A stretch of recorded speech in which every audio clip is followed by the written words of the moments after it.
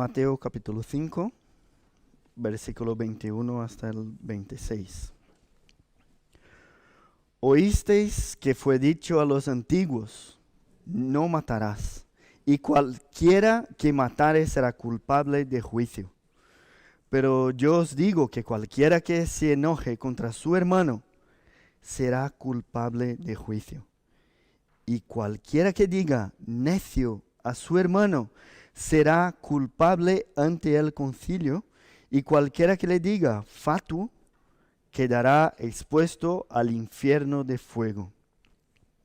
Por tanto, si traes tu ofrenda al altar y allí te acuerdas de que tu hermano tiene algo contra ti, deja allí tu ofrenda delante del altar y anda, reconcíliate primero con tu hermano, y entonces ven y presenta tu ofrenda. Ponte de acuerdo con tu adversario pronto, entre tanto que estás con él en el camino.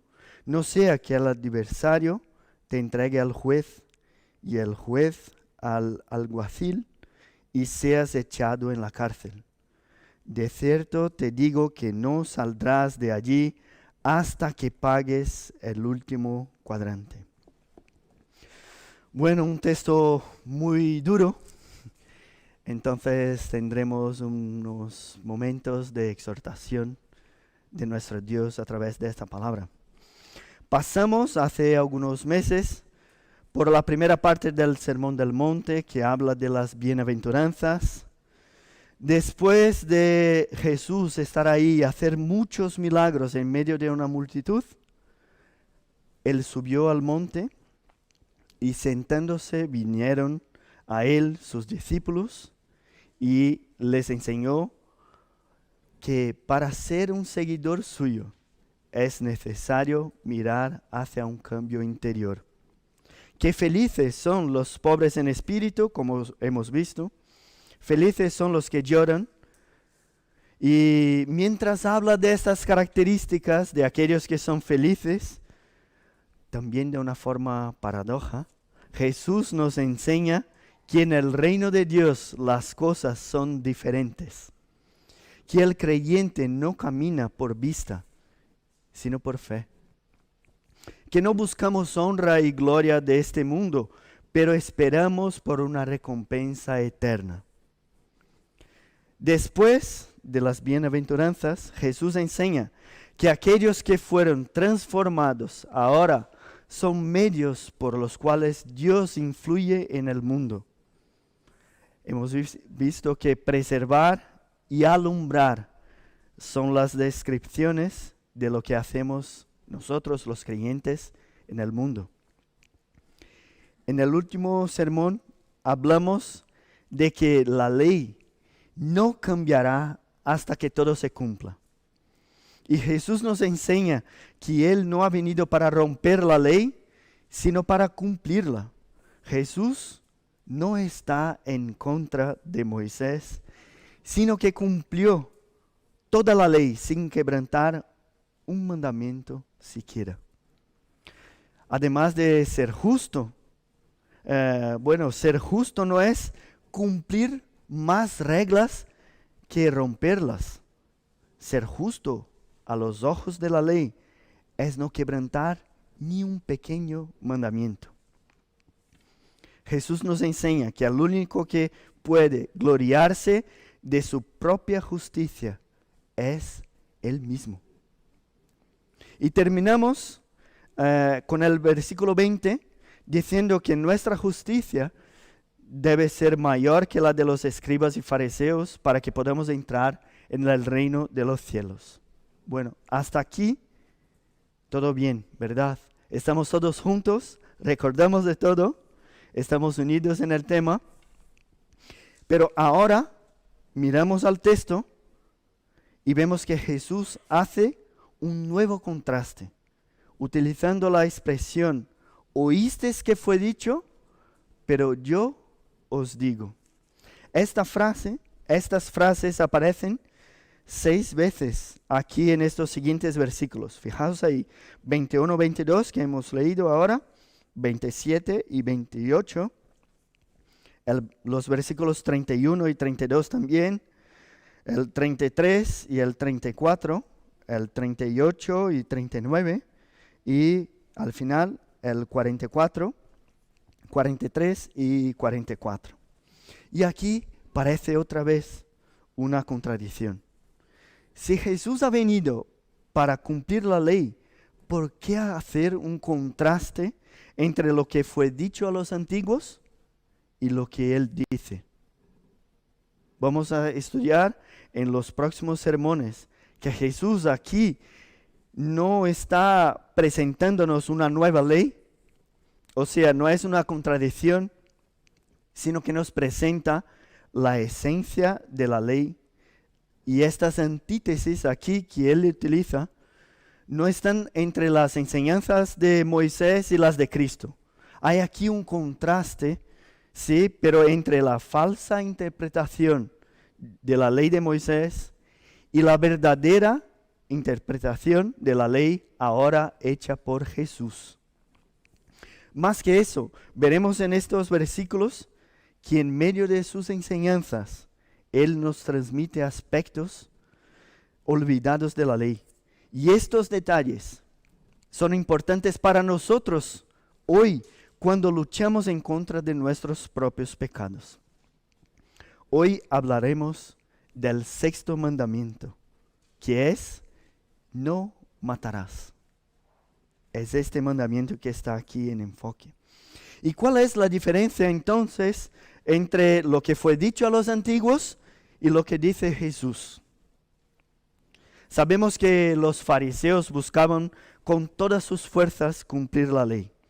Ellos habían creado, por ejemplo, 39 categorías de lo que significa trabajo. Y dentro de esas hay muchas subcategorías. Y eso solamente para guardar el sábado. En São Paulo, que es nuestra ciudad, hay una comunidad muy grande de judíos. Y muchos de ellos viven en un barrio noble, en urbanizaciones de lujo.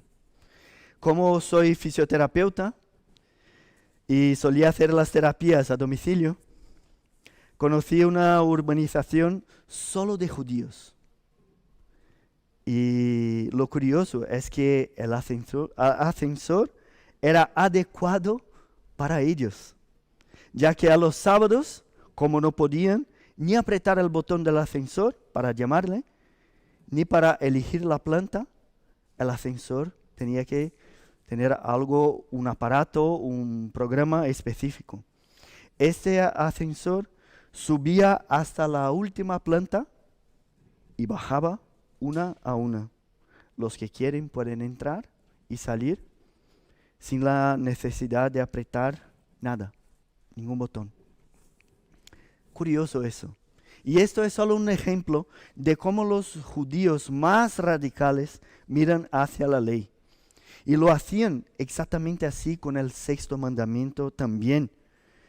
Si en la ley pone no matarás, entonces cualquiera que matare será culpable de juicio, como hemos leído en el primer versículo. Algo muy práctico.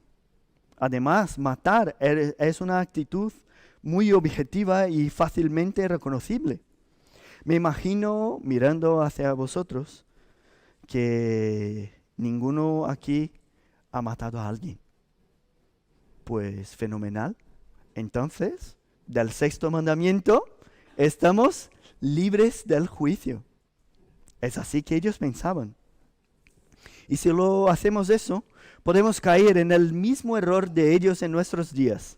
Mira, yo no robo, yo no mato, yo no cometo adulterio, honro a mis padres y todo eso, pues estupendo. Soy tan santo que he llegado a varón perfecto. Mira, ya no peco más. Estoy como el joven rico guardando la ley desde hace muchos años. Cuando miramos solamente al cumplimiento exterior de la ley, puede que no sea posible ver el delito que la ley condena.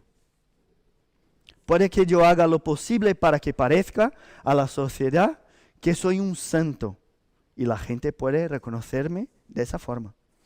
Pero al hacer eso, para los fariseos y escribas, ya merecería las honras de aquel que cumple los mandamientos. Mira qué guay. ¿Y qué hace Jesús aquí? Enseña que el orden de no matar ya no hace falta cumplir. No. ¿Quebranta la ley? Tampoco. ¿Enseña una ley diferente? No. Lo que él hizo fue rescatar la esencia de la ley. Y el primer aspecto rescatado aquí fue que el pecado está en el corazón. Él dice, cualquiera que se enoje contra su hermano será culpable de juicio. Mientras los fariseos y escribas estaban hablando de un hecho que es condenable, que se puede evaluar, Jesús recuerda que la ley juzga a los pecados del corazón. Porque el Dios que hizo la ley es el mismo Dios que nos juzgará. Y es el Dios que conoce nuestros corazones. Yo no puedo pensar que en el reino de Dios, no puedo pensar en el reino de Dios, en cumplir la voluntad de Dios, si no me acuerdo de que Dios conoce mis pensamientos. Si mi preocupación es hacerlo todo bien para no ser condenado aquí en este mundo, me olvido del juicio final, que es justo, lo que es más importante. Por eso Jesús dice que si nuestra justicia no fuera mayor que la de los escribas y fariseos, no entraremos en el reino de los cielos. Por la misma razón, Jesús nos enseña más adelante aquí en Mateo que si hacemos algo pensando en este mundo, en sernos vistos por los hombres, tendremos nuestra recompensa aquí mismo. Pero si lo hacemos por reconocer que estamos delante de la presencia de Dios y lo hacemos de verdad, entonces nuestra recompensa es celestial. Imagínate que llego aquí hablando del sexto mandamiento, no matarás, y las aplicaciones del sermón son que debemos tener cuidado con el manejo de armas y debemos conducir con cuidado para no atropellar a nadie. Esto sería lo que enseña el mandamiento. La ley de Dios es simplemente una ley civil. No podemos aprender, hermanos, ni tampoco enseñar la ley de Dios sin mirar hacia el origen del pecado en nosotros. Jesús en Mateo capítulo 15, versículo 19, al enseñar a sus discípulos que el problema es lo que sale de la boca y no lo que entra, dice, porque del corazón salen los malos pensamientos, los homicidios, que es lo que estamos hablando hoy, los adulterios, las fornicaciones, los hurtos, los falsos testimonios, las blasfemias. Y de hecho, si recordamos, el primer homicidio de las Escrituras nos confirma eso. Caín y Abel, ambos llevaron una ofrenda al Señor, pero Dios, que conoce los corazones, recibió la ofrenda de Abel y no la de Caín. En Génesis capítulo 4, versículo 5, dice que Caín se ensañó, se enfureció y decayó su semblante. Antes mismo de matar al hermano, Caín ya había pecado, ya había matado en su corazón. Pecó porque se irritó con el hermano. Fue de su corazón pecaminoso que salió el homicidio. Jesús nos enseña que el sexto mandamiento es quebrantado cuando montamos en cólera, cuando nos enfadamos.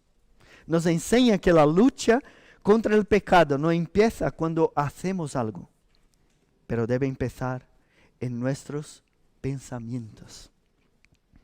No puedo entonces llegar aquí para vosotros a este punto y decir que no tengo pecados.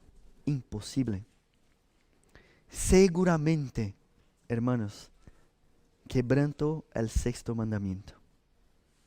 Y mientras estoy hablando, puede que te venga la idea de que quebrantas cada día el sexto mandamiento. Puede que te acuerdes de cómo eres airado. Puede que ahora reconoces que no matar es algo que habla de pensamientos y sentimientos. Pues vemos aquí que el primer aspecto rescatado de Jesús es que el pecado está en el corazón. Aunque mis actitudes sean irreprochables, mi corazón puede esconder pecados que serán juzgados por Dios. Pero el texto sigue y entre los versículos 23 hasta el 26, Jesús nos da dos ejemplos para ilustrar su enseñanza. El primer ejemplo habla de un hermano y el segundo habla de un adversario.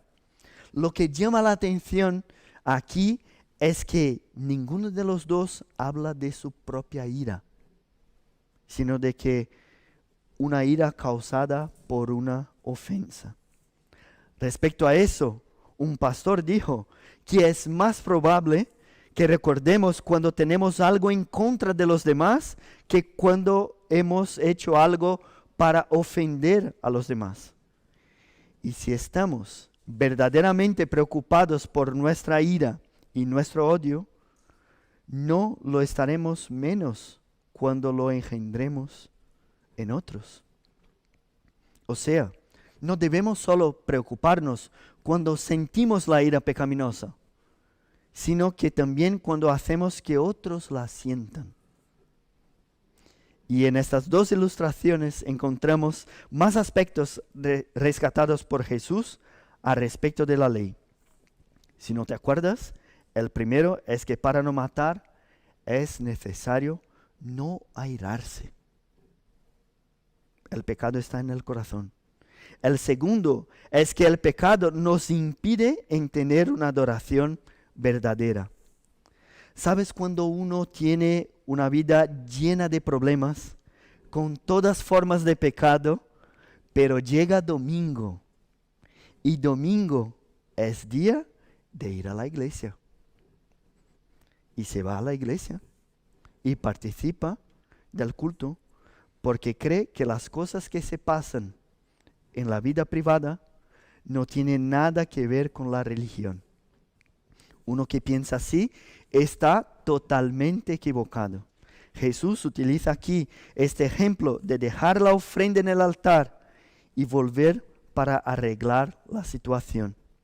Nuestro día a día, la forma como tratamos unos a los otros, nuestras actitudes en el trabajo, como somos en el cole para los niños o en el instituto, todo eso es lo que somos.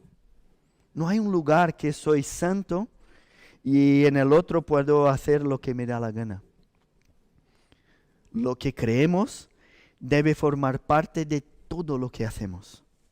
No existe una separación entre lo que es sagrado y lo que es profano. Somos lo que creemos. Nuestra fe debe formar parte de todas las áreas de nuestra vida. Y Jesús nos enseña que lo que hacemos fuera de la iglesia influye en nuestra adoración. En Oseas 6, versículo 6, Dios dice: porque misericordia quiero y no sacrificio, y conocimiento de Dios más que holocaustos. Hablando de la ira, lo que Jesús nos enseña es que hasta mismo cuando yo no tengo algo en contra del otro, pero el otro sí que tiene algo en contra de mí, yo debo buscar la reconciliación. Un catecismo reformado genuino español del siglo XVI, que tiene Mark ahí en su despacho, tiene la siguiente pregunta. ¿Basta solo con no hacer mal o no desearle mal a alguien? Eso hablando del sexto mandamiento. La respuesta, no.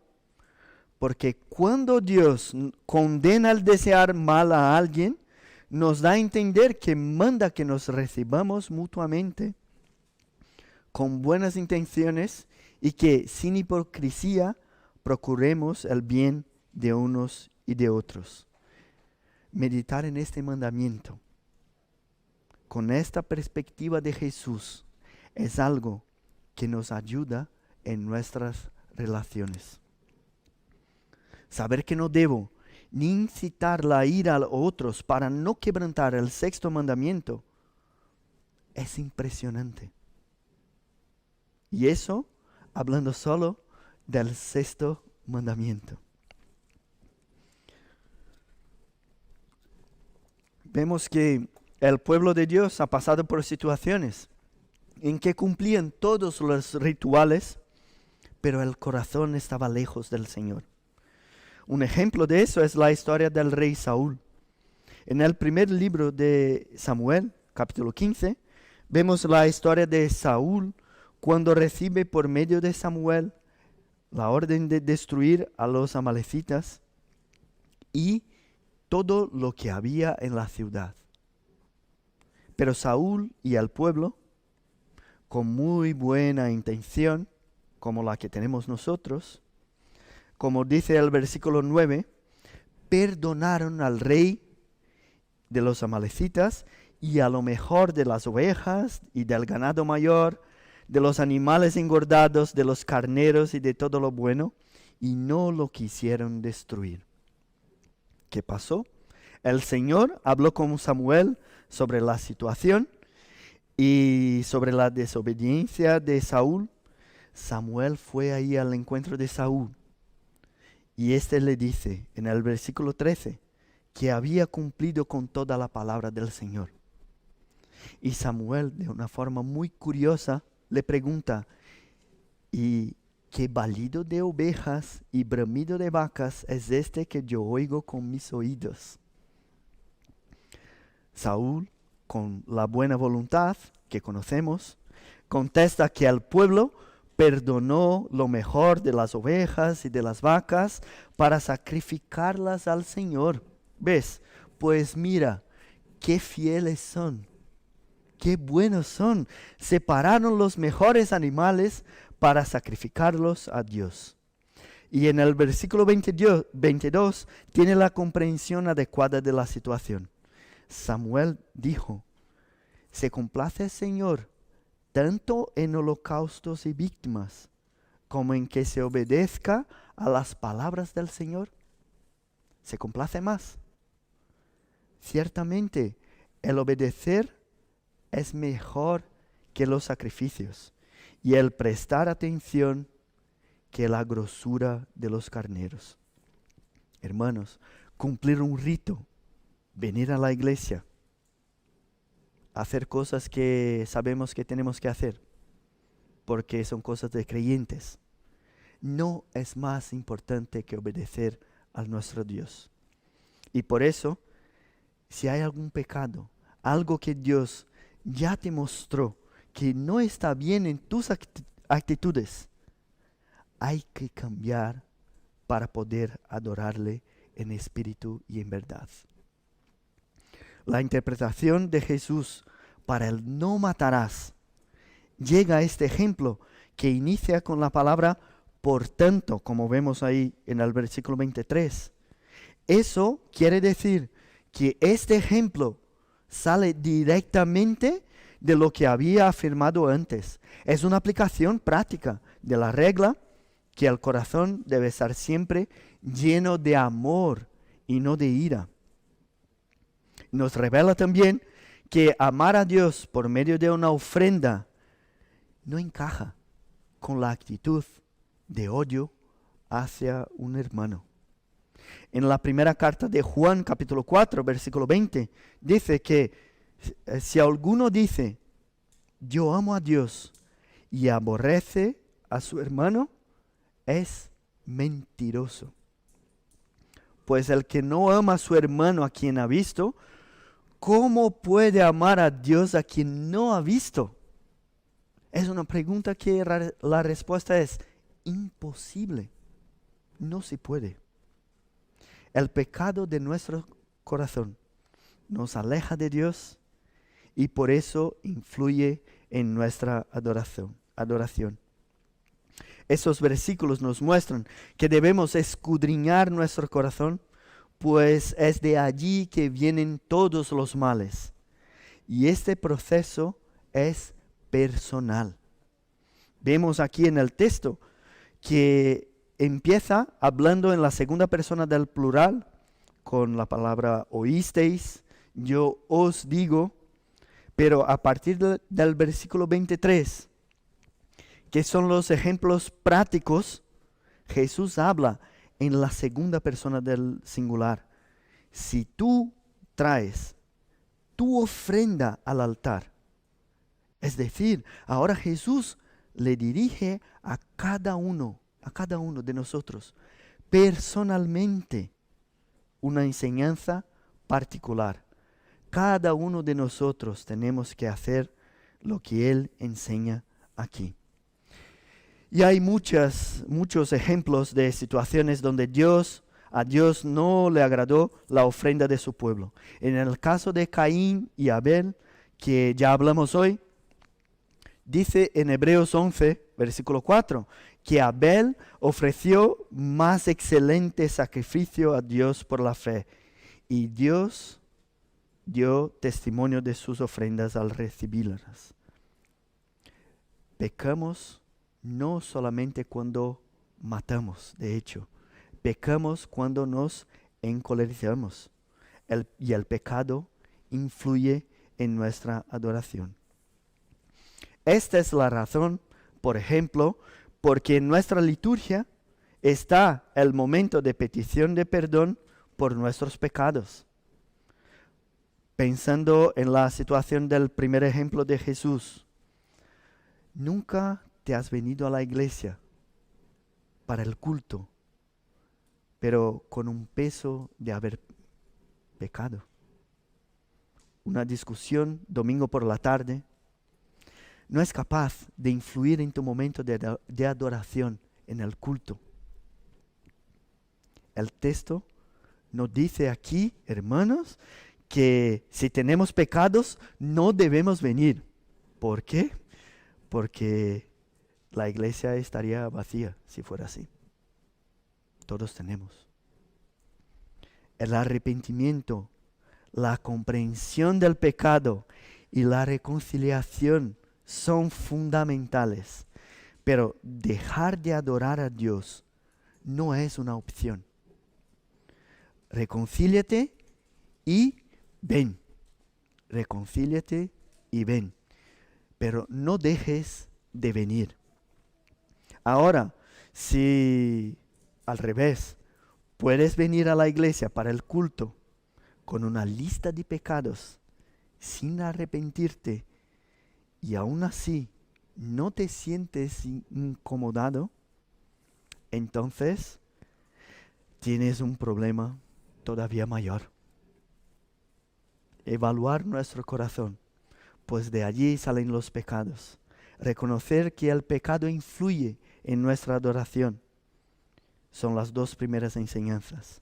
Hay un tercer aspecto de la ley que Jesús rescata aquí, que ya hablamos, que es la reconciliación. Tanto en el primer ejemplo del hermano como en el segundo del adversario, Jesús habla de reconciliarse, de hacer las paces.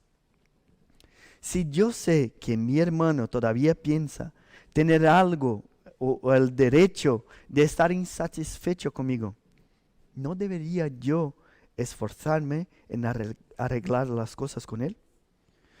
Tengo una historia que me encanta recordar de un viaje misionero de 10 días a Amazonia, un equipo de 40 personas en el mismo barco, subiendo el río Negro. Por alguna razón, había una división en el equipo. Y esto estaba dificultando muchísimo el trabajo de evangelismo. Y solíamos hacer cultos todas las noches, cada día en un pueblo, que aparcábamos el barco. En el medio de un culto, todo el equipo ahí presente y también algunos creyentes del pueblo. El pastor nos llevó una palabra que hablaba de perdón. Y antes de la Santa Cena, en una iglesia muy pequeñita, un calor húmedo de floresta tropical, el pastor dijo: cerrar las puertas, cerrar las ventanas, nadie entra ni sale. Y todos se quedaron ahí asustados, sin saber lo que estaba pasando. Y él siguió diciendo: todos de ojos cerrados, todos mirando hacia el propio corazón. Tenemos aquí una división en nuestro equipo. Tenemos discusiones entre nosotros. Ahora, si tus pecados están molestando nuestra unidad, arrepiéntete. Si estás enfadado con tu hermano, arrepiéntete. Ahora es el momento para pedir perdón a nuestro Dios. Y si quieres, puedes también pedir perdón a tu hermano y orar con él en el medio del culto. Fue increíble. Hasta hoy me acuerdo de este momento y me emociono. Jesús aquí, en otras palabras, volviendo a nuestro texto, nos dice: no concluyas tu devoción. No concluyas. Deja ahí tu ofrenda y reconcíliate con tu hermano. Busca una relación con él que sea diferente y mejor. Solo entonces ven y presenta tu ofrenda. El deber de la reconciliación existe hasta incluso cuando yo no tengo nada en contra del otro, pero este tiene algo contra mí. Yo debo ser el primero en buscar esta reconciliación. Aquí, es curioso, pero aquí no hay una evaluación de si soy culpable o no. Tampoco dice si la ofensa es grande o es pequeña. Si el hermano se siente enojado, justa o injustamente. Dice el texto: tiene algo contra ti. Y no es así también con el perdón. Cuando la palabra de Dios nos enseña a perdonar, tampoco nos dice que debemos perdonar solo si la persona está arrepentida o si el pecado fue pequeño. Nada de eso. Debemos extender la mano primero. Aprovechar mientras estamos con el otro en el camino. Debemos hacer lo posible mientras tenemos oportunidades. Pablo dice en Romanos 12, 17 hasta el 21, no paguéis a nadie mal por mal. Procurad lo bueno delante de todos los hombres. Si es posible, en cuanto dependa de vosotros, estad en paz con todos los hombres. No os venguéis vosotros mismos, amados míos, sino dejad lugar a la ira de Dios, porque está escrito: mía es la venganza, yo pagaré, dice el Señor. Así que, si tu enemigo tuviere hambre, dale de comer. Si tuviere sed, dale de beber, pues haciendo eso, ascuas de fuego amontonarás sobre su cabeza. No seas vencido de lo malo, sino vence con el bien el mal. Esto es la aplicación del sexto mandamiento, del no matarás. ¿Cuál es aquí el resultado de vencer con el bien el mal? Amontonar brasas vivas sobre la cabeza de quien nos hace el mal. Hacer con que él reconozca en nuestras actitudes, no lo que Él se lo merece, sino la gracia. Diferente de la comprensión de los fariseos y escribas que hemos visto aquí en el primer versículo, que decían que cualquiera que matare será culpable de juicio. Jesús nos enseña que la ira ya es suficiente para el juicio y por eso la reconciliación es necesaria. Pero si estamos hablando de la ley de Dios y rompemos la ley cada día, debemos también reconciliarnos con Él, ¿verdad? Conocemos la ley ceremonial con los sacrificios de perdón por los pecados, pero también sabemos que sacrificios sin un corazón arrepentido no eran aceptados por Dios. El rey David, en el Salmo 51, versículos 16 y 17, dice: porque no quieres sacrificio, que yo lo daría. No quieres holocausto. Los sacrificios de Dios son el espíritu quebrantado. Al corazón contrito y humillado no despreciarás tú, oh Dios. Necesitamos la reconciliación con Dios. Quebrantamos su ley todos los días, en pensamientos, en obras y en palabras. No podemos mirar al exterior como los fariseos y decir que está todo bien. Hemos venido aquí para adorar a nuestro Dios. Hoy por la mañana vosotros habéis participado de la Santa Cena. Y ahí dice que debemos probarnos a nosotros mismos, reconocer nuestros pecados, arrepentirnos y reconciliarnos con Dios. Dice el texto de la Santa Cena: pruébese cada uno a sí mismo y coma así del pan y beba de la copa. Necesitamos de esta reconciliación y la necesitamos ya. El cuarto y último aspecto que vamos a ver esta tarde, de que Jesús nos enseña respecto de la ley, es que la reconciliación es urgente. En los dos ejemplos de Jesús hay prisa en buscar el acuerdo. El primero no pudo seguir con la ofrenda.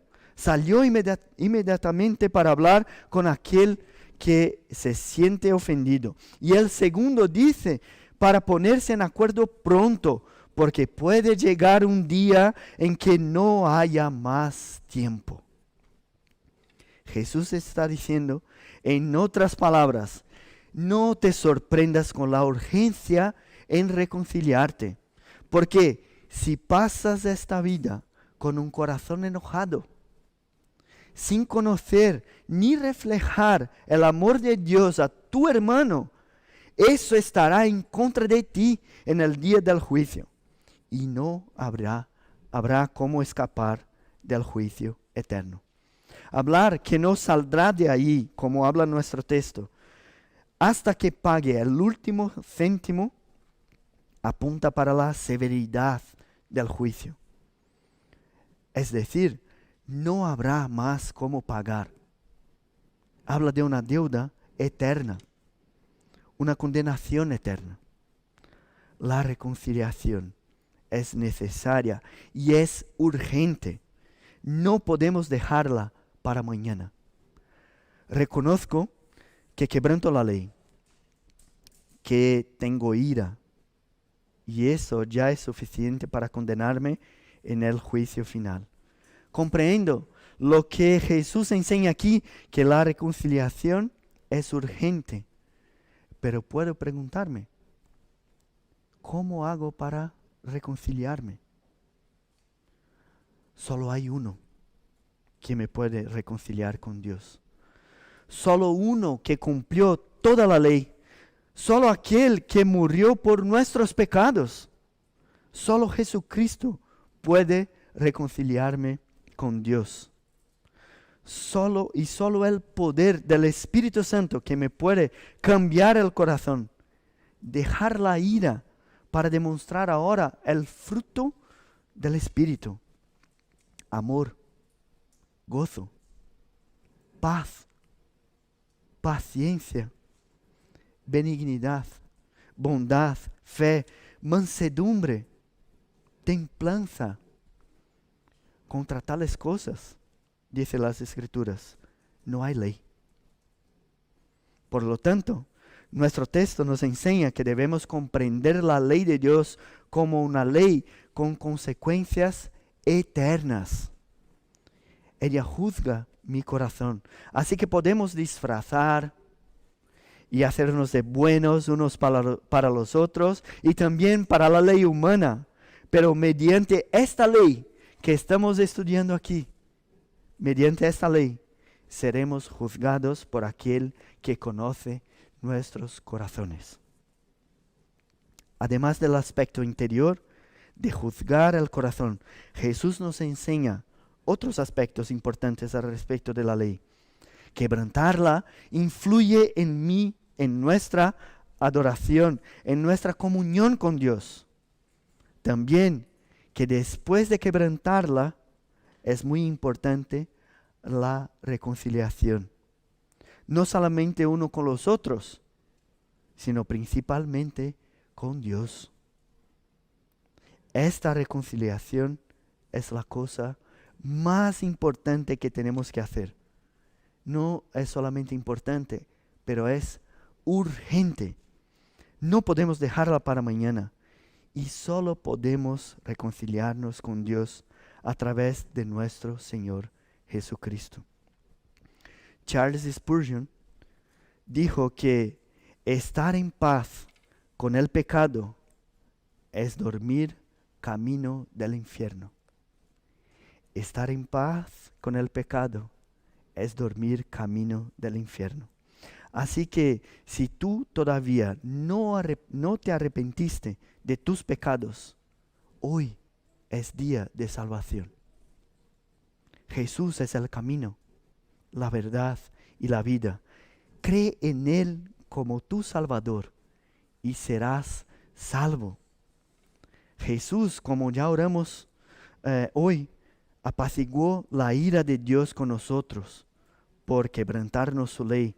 Jesús promovió la reconciliación de Dios con nosotros. Ahora, como oramos hace unos minutos, podemos ser amigos de Dios. Hoy mismo, Dios puede abrir tus ojos para que puedas ver que eres un pecador y necesitas de esta reconciliación. Y la ley no nos puede salvar. Ella nos hace reconocer nuestros pecados y clamar por un Salvador. Arrepiéntete y reconcíliate con Dios. Pero si tú ya eres creyente, estás como yo en el proceso de santificación. Un proceso por el cual dependemos del Espíritu Santo, pero tenemos también nuestra participación. ¿Tienes problema con la ira? Jesús te dice a través de este texto que quebrantas el 6º mandamiento.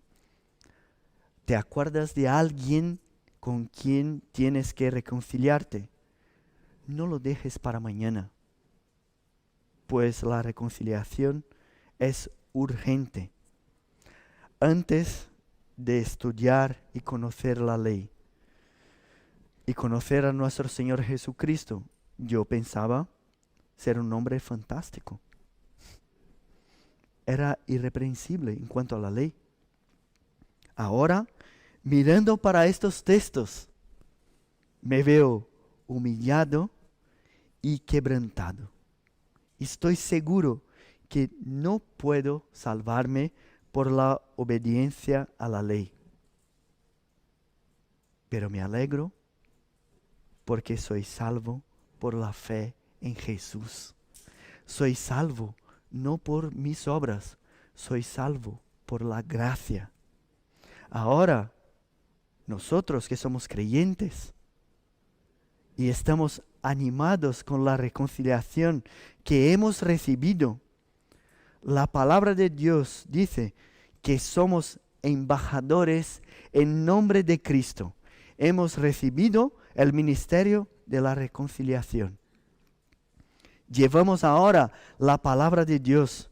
Somos mensajeros de esta noticia maravillosa que quita de nosotros el peso del pecado, que nos da la salvación, la vida eterna.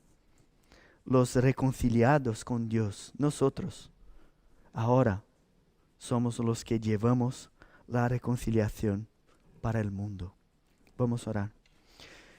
Dios y Padre, ahora en tu presencia y delante de este texto, pedimos perdón por nuestros pecados. Perdón, Padre, porque nos enfadamos con las personas, porque incitamos la ira en los que están a nuestro alrededor.